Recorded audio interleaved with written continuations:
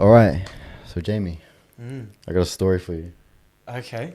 So, last Friday, I was coming home. Mm. My girlfriend was at home. She was cooking dinner, and I wasn't happy. Do you know why? Why? Because I came into the door, and she said to me, "Hey, Phoenix, how was work?" And I realized, What? such a boring question. Such a boring question. And I just thought to myself, I wish there was more interesting questions. So that's why today Are you calling Kiran. your Mrs. boring? Today, Kiran has brought a solution to us. Uh-oh. Deeper questions. So, how are you today? I'm good. Is that all you got? I'm going to have to call you like you call your Mrs. Boring, bro. How are you today? Come on now. Yeah, you gotta have a better question than I that. actually didn't clock that. I didn't realize that. But no, we're back again, obviously, as we are every single week for the past 2 years. Today we've got Kiran, and you've got some cards that you've created. Could you tell us about it? Yes. So this is Deeper Questions, Mm-hmm. which I call a storytelling card game that helps people connect deeper with those they love. Basically, it's 45 questions that are all designed for you to inspire another person to share their life stories with you. So whether it's your partner or your parents or your friends, it's kind of a way for you to learn new stories about them, stories that you wouldn't otherwise hear. So that's what Deeper Questions is. We went to the launch party. It was awesome. Your goal was to get the Kickstarter $10,000, right? Yep. Dollars. That was And you got that in just over a day. Just 26 hours? Yep, something like that. But can we try it? Yeah. Straight to it. I just want to I'll ask one question before we get into it. Sweet. What was one of your main inspirations making this? Like, what was the spark that you're like, okay, I need to make this? There were two sparks, and they happened at completely different times. But ultimately, it came down to when I was making a film. I'm a documentary filmmaker, and when I was making a film and I would do an interview with someone, I would go home and I'd always have the same feeling, this feeling of ecstaticness, this feeling of oh my God, this is what I'm supposed to do. And that feeling, I think, comes from having learned someone's story and learned their pains and joys and their triumphs and successes, and just feeling this feeling of I'm not alone in my own life experience, and that particular feeling of feeling connected to someone when you learn their life story, or feeling more understood as a person, was that initial feeling was what I wanted more people in the world to feel. How can people feel more connected, not alone, more understood? And I always felt that when I made films. So why not give people the opportunity to be the director in their own life and interview people in their life and learn stories that they wouldn't otherwise. That's cool. Yeah, that That's was awesome. probably one of the main sparks. Yeah, being a filmmaker. Dope. How long has this been in the works? It's just about 2 years now. Yeah, 2 years since I was you know what? I'm going to start a thing. Make something. Well, how did you think of all these questions? Were you just one night you started jotting down some questions, or was it you put it in AI, or how did you get all the questions? Yeah, nice. They are a collection of my favorite questions that I would ask people that I would do interviews with when I'm making films. But that's how it started. And then it went through some pretty rigorous testing. We ran 5 events and over 200 people tested all the questions. 80 people in person and 120 people online. And basically I started with the 50 of my favorite questions and then got people to play it with strangers, play it with their partner, play it with their friends, and then see what they thought. And it's crazy how every single word on there is just been now thought out, because the way you ask a question can just be the total difference between an awesome answer or an answer a question that makes someone feel uncomfortable or weird or awkward, if I asked you the question, like, tell me about the last time you felt courageous, you're having to think about a very particular time, the last time. But if I asked you a question like, tell me about a time you had to be courageous, now your whole life opens up in terms of what you're thinking about. It's like any time in your life that you could be courageous. And even just that little subtle word change is actually quite a different feeling in terms of the pressure you feel when 100%. You come up with an answer. I guess also as well with the first question, you're kind of looking for one specific thing. The second one, you can also answer to a very wide spectrum. You can give multiple different answers. With the first one, you're kind of like, okay, here's the answer. That's it. Totally. Yeah. And that's really great because if you're like playing this game with a stranger, like you're at a barbecue and this is like on a table and you have to answer the last time, and the last time was actually really intense and maybe not something to bring up at a party, that's like a bit awkward, right? But if it asks you a time in your life and it gives you the choice of vulnerability to share with, I can then to that stranger tell them about like, you know, I had to be courageous in jumping over a big puddle when I was a kid. Or if I'm with my partner, I can tell her about when me and my family had to go through this cancer battle together, you know, and, you know, you can choose with what level of vulnerability to share with. And that was, really important to have in the cards. That's cool. Should we get right into it? Yeah, in terms of like how does it work? Do we each just take a card, answer it, or? Yeah, it's kind of up to you. There's like 3 different game modes. There's like the classic game mode, which is you pick up a card, we all answer the same question, or we pick up a card and like we all each ask each other different questions. But I prefer the one where we all answer the same question. We could do that. Yeah. Yeah, I reckon we do. Should we put them on the table? Yeah. Let's see this. Shit. It's the real thing. All right. Upside down, yeah. Do I just grab one randomly? Yeah, grab it. I mean, you can like put it to your forehead and channel like, no, I'm joking. Yeah, you can do what you want. It's this one right here. Okay. What hope, dream, or desire awaits you in your near future? Do you want to go first? Damn, I have to think about this. Do you want someone else to go first? I mean, that's a part of it. A part of the design of the questions is that it takes you a minute to think about like how to answer it honestly. Because like, you know, like in your life, you'll ask questions to people all the time, right? And answering automatically, we know can be like not necessarily honest, but just like, you know, the first thing that comes to mind. You know, how many times have you even said today when people say, how are you? You've said good, you know? I was just about to say that. Like, is that honest? Like, maybe. Sometimes it's real funny when people ask me that. I like kind of trick them and say like, oh, bad. And it kind of trips them. Like, oh, why? And it's like, oh, no reason. Just one of those days. And yeah, it is one of those default answers. It is kind of good though that you have to think about it more, because then you're not just throwing it out there. It's might not always be true. I don't know. What hope, dream, or desire awaits you in your near future? Not living in... maybe living in New Zealand. Aren't you moving to Australia? I want to, but the mines are dying. The what? FIFO mines. Like, you know how like... Oh, is that what you want to do over there? Yeah, just go make a shit ton of money there. But apparently, like, mines are not doing too well. Either way. Probably, like, go overseas, travel a shit ton, make a lot of money with work, and just be cool. Still be doing the podcast. I don't know.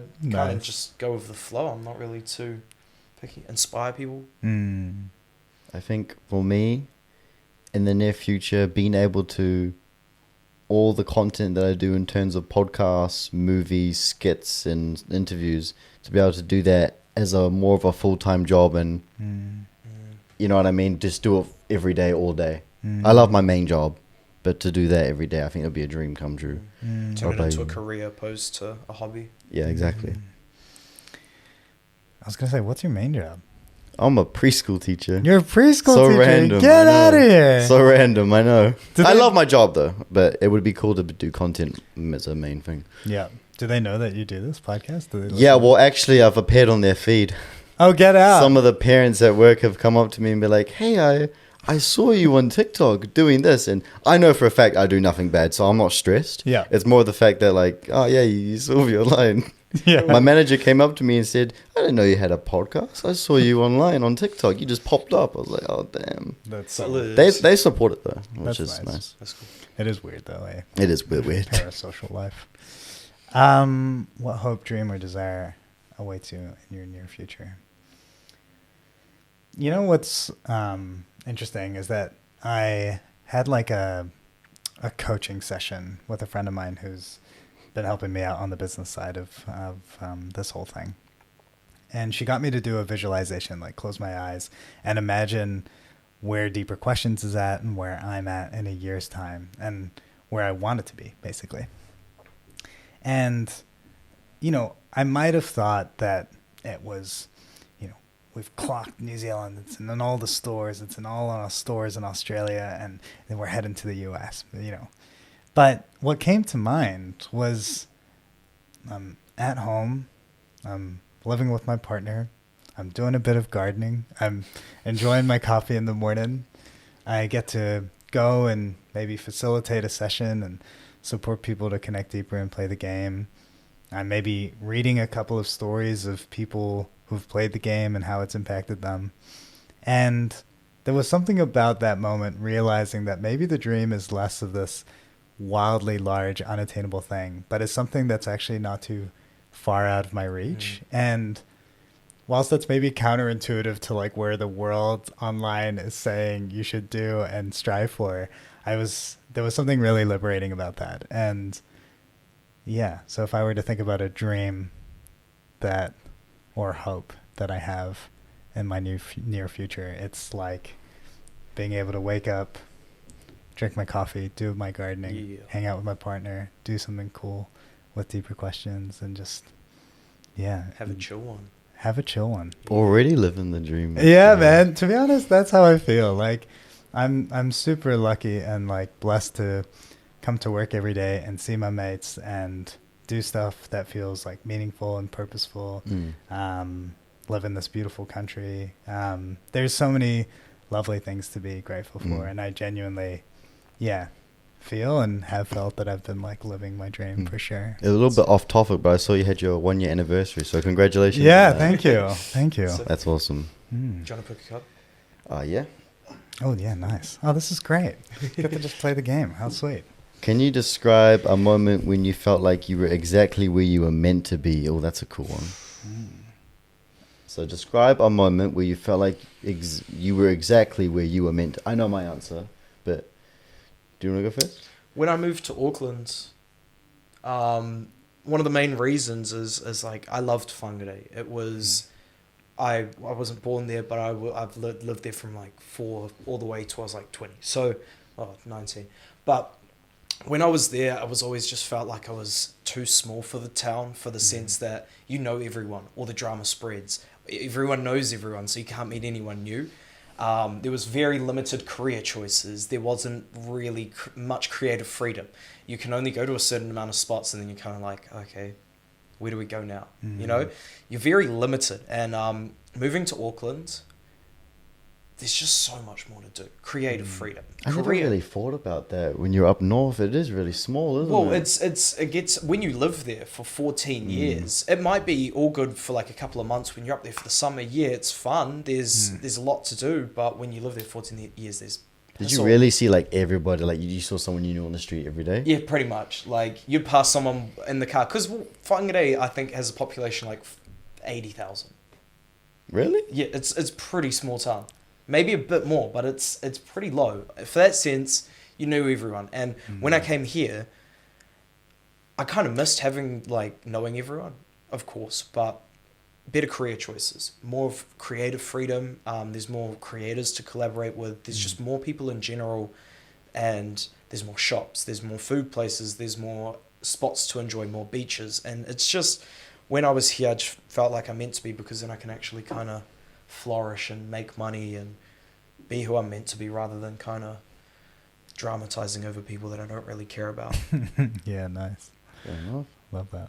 I think me, pretty short answer, is being on stage and presenting my movie in the cinema crowd. And I knew that that's the moment where I was meant to be there. And I'm lucky that I get to do it 2 more times next year. beach. So I know that's where I was meant to be on stage. Sick. You're doing that 2 more times next year? Yeah, well, we only decided, well, it was November 9th Okay. in Newmarket next year is locked in, solid, ready to go at Rialto Cinemas. And then we just did a last minute one at the end of March for next year.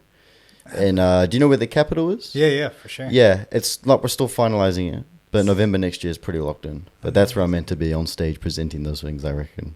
Shit. That's cool. Man, that's awesome. Yeah, cinema screenings are like the best. I did one actually in Capitol maybe a couple of years ago. Oh, yeah? And How was it? Oh, it was amazing. It was like a childhood dream come true. Like, It is. to see your films on a cinema screen is just like everything. And the capital was nice too. Like I went there last night for Where an is? event. It's just Dominion Road. Oh, it's like literally across the road. Yeah. Literally across the really? road. It's totally across Yeah, the road, it's like, how do I describe it? The aesthetic inside that cinema. Is it the Lush. one just down by the city lights down there? Yeah, it's literally just there. What the fuck? That's sick. Yeah, I went there Yeah. last night for an event. It's cool. But yeah. For me. Wow. You know, I should have thought about this. And you'd think I'd have an answer for everything now, given that I'd seen these questions a million times over. But sometimes the answer changes every time. And sometimes, like, I think of new things. And sometimes, like, right now, I can't think of something. Yeah. But at least a special moment, a super special moment was like, you know, when you're feeling so nervous, you kind of feel like outer body. You're kind of like looking at yourself doing something.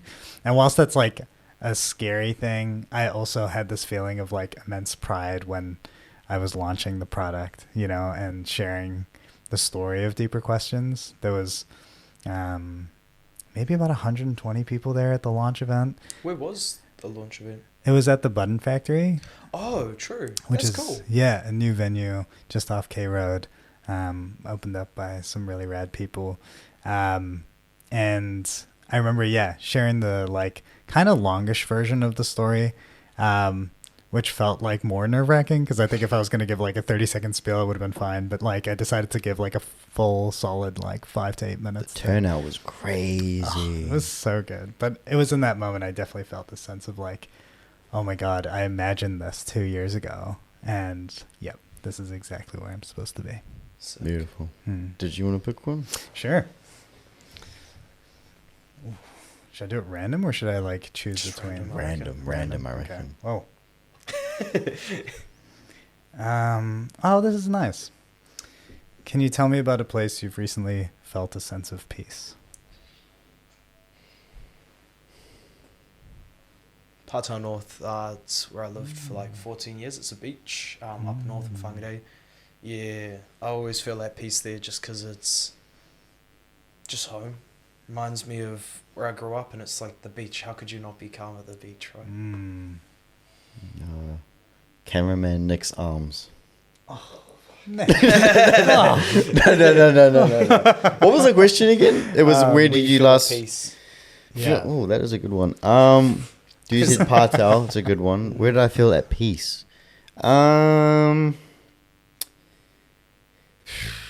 Honestly, Getting a hiding from auntie.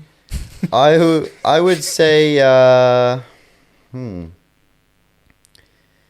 think I'd say my flat because my cousin just moved in with me and this is something me and him have been talking about for years. So he's finally moved in with me. And then one afternoon last week, his girlfriend came over, my girlfriend came over, cameraman Nick and his girlfriend came over, Jamie came over for a little bit. And it's just like I don't have a girlfriend. single, sorry. But it was just everybody sitting in my lounge and I'm looking around and like, because my best friend, my brother for life, moved to London and it's been really hard for me and I really struggled. Even still, I'm pretty sure I cried about it last week, drunk. Pretty sure I did actually.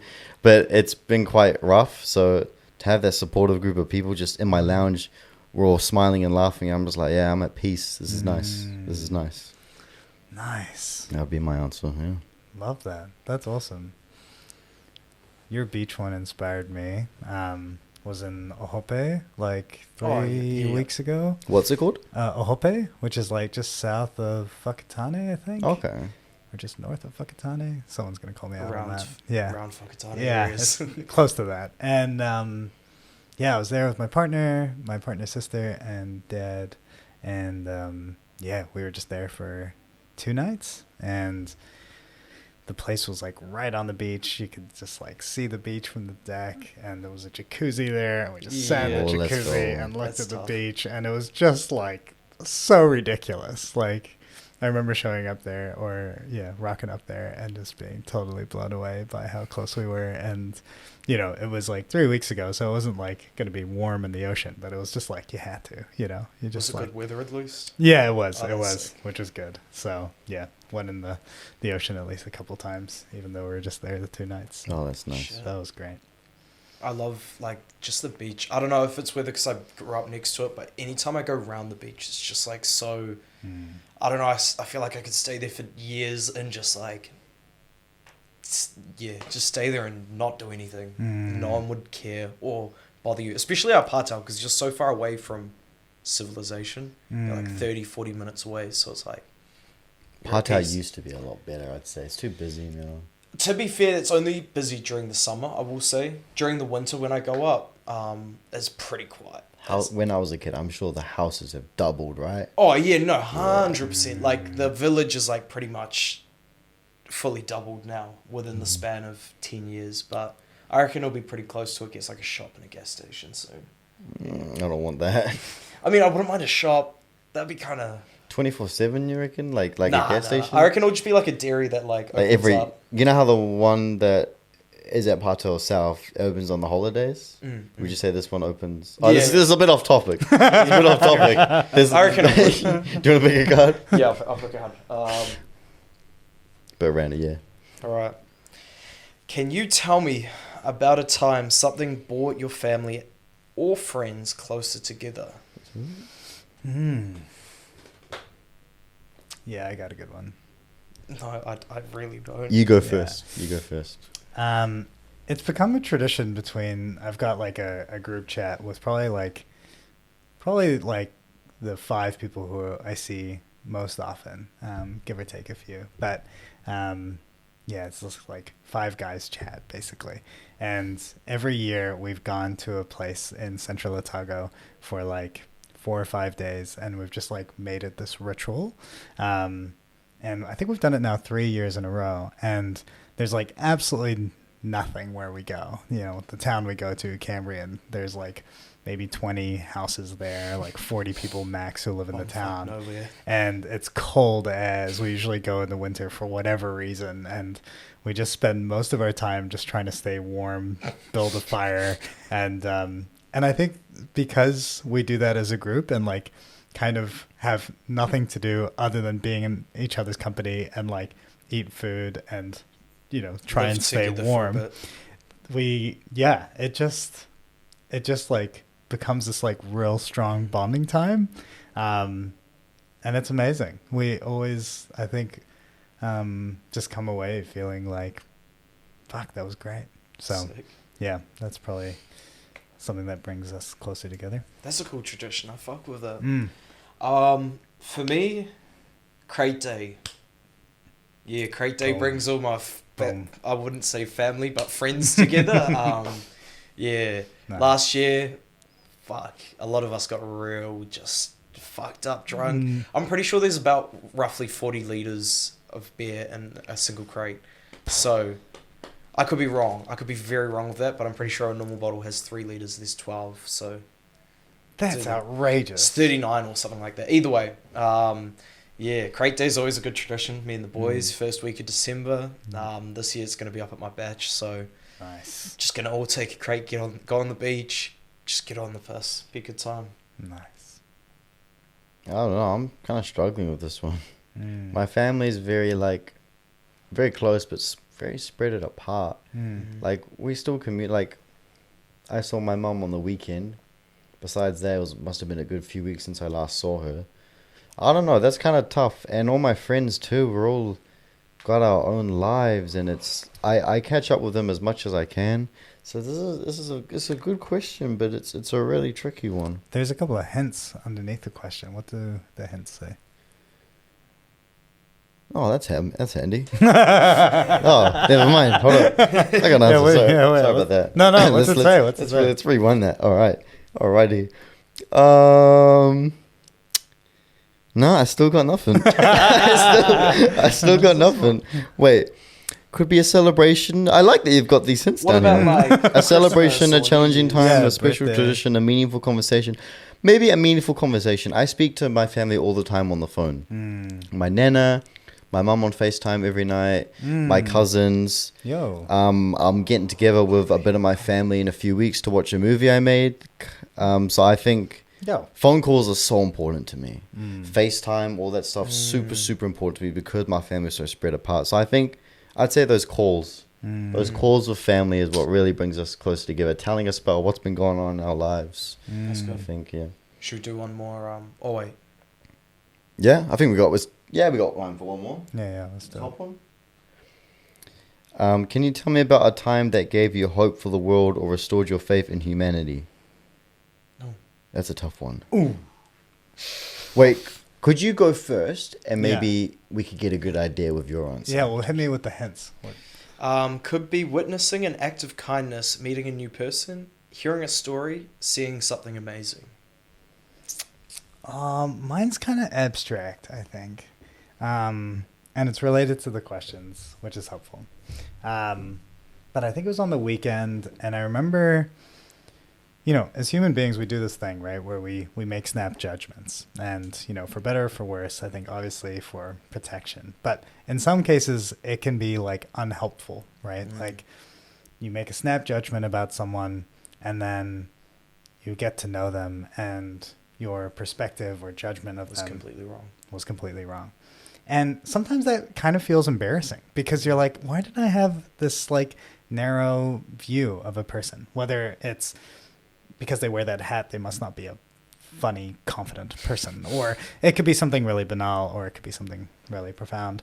But one thing that I'm like feeling hope for the world is like when I assumed because there was someone who had like been drinking a lot in front of me, I kind of like belittled them to this like person that was maybe like unintelligent or kind of just like not introspective or interesting.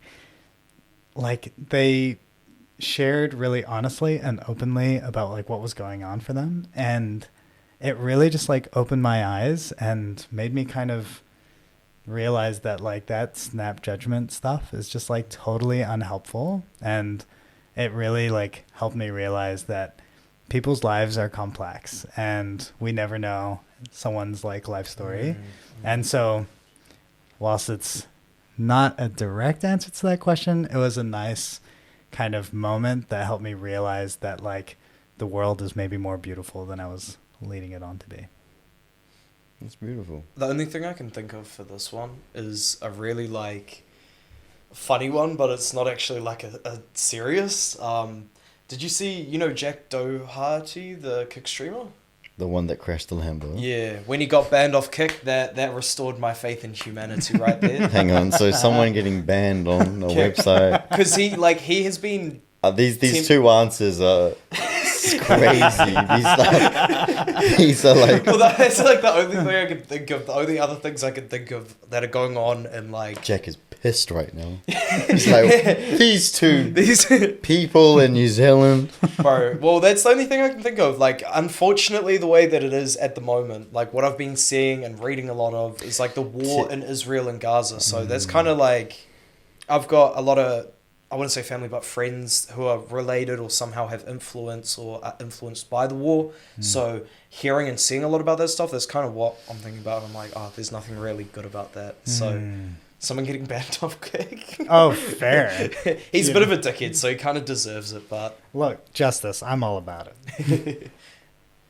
Can you think? I think when it says like a time about that gave you hope for the world, that could be like the wider world or just yourself, right? Sure. I'm trying to think. Greta Thunberg. Where is Greta Thunberg? That is the question. Last I saw of her was a couple months ago in France doing one of the protests that they have like once every month. She was there. This last I've kind of seen of her. I don't know. Probably doing some activist stuff. I'm a fan. Look, if anyone wants to like try and make the world a better place, that ain't easy. Yeah, So, 100%. boom. I think for me, it's hard for me to put one in like for a wider world. I think I kind of mentioned it earlier before when my best mate moved away to London. He literally was like my brother for life. My world felt so small when he left, and when I came back to New Zealand, I just felt so little because we just had this tradition of seeing each other every single week. And speaking of Nick, at the time he wasn't our cameraman for the podcast when I came back to New Zealand from London with him. And I hadn't seen Nick. I saw him once earlier this year. Besides that, it's been years, and we've been friends for like about 10 years now. And then I think reuniting with him, meeting my girlfriend as well, and some of the mates that I would only see. Xavier's my friend, the one that moved away. We have a group of friends that I would only see with Xavier, and I'm like putting myself out there to meet with those friends still without Xavier, and we're still closer than ever. Yeah. So I think my world has kind of like restored, and I just reuniting and meeting all these new people, I think has helped restore it. Hanging out with a friend group without that main friend there just hits different, and it's so hard, bro. I'm not even gonna lie. Like, there's some friend groups I just wouldn't touch with a 10-foot pole because that main, like, obviously I love them all, like cool people, but you push yourself to see them. It's nice. Yeah, 100%. I try to, but it's just like, holy shit, like getting over that nerve and trying to actually like speak, and I don't know, it's just hard to take that first step. Someone's the glue, eh? Someone is like the one that like the conversation starter, the idea bringer, you know. Yeah, the one that rallies. Yeah, I mean, we've reached our time limit. Is there anything? Fast. Yeah, it goes fast. It goes fast, and my laptop bad, so we end a short episode. We should have we should have a button for that. Phoenix's laptop. All right, the button. We didn't get to our segments, but that's okay. We had some great questions. But is there anything you wanted to say before you leave? I'm just grateful for having you guys having me on. Thank you for coming on. I'm just like stoked as to play the game. I hope people play the game. And where can we find the game? People can buy it on the website, which is askdeeperquestions.com. The Kickstarter's on for another 8 days, so maybe by the time this is out, people will just be able to go to the website. When does it finish? Next Sunday? Next Wednesday. Oh, probably 3 days. 3 days or 4 days left on the Kickstarter. Gotcha. Once this comes out. Gotcha. So a few days left on the Kickstarter.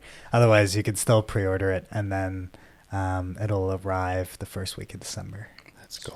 Already got my 2. I'm excited. Ooh. But thank you so much for coming on. It was a pleasure. No, I'd like to have you on again as well. Yeah, Keen is. Perfect.